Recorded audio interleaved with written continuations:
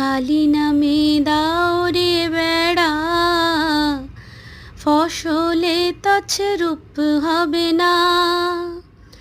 কালী নামে দাও রে বেড়া, ফসলে তছরূপ হবে না। সে যে মুক্ত কেশির শক্ত বেড়া, তার কাছে যে জম ঘেঁষে না। মনে রে কৃষিকাজ জানো না, এমন মানব জনম রইল পতিত। আবাদ করলে ফলতো সোনা, মনে রে কৃষিকাজ জানো না।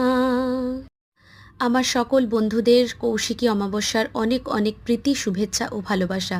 তোমরা সবাই ভালো থেকো, সুস্থ থেকো, তোমাদের সমস্ত মনস্কামনা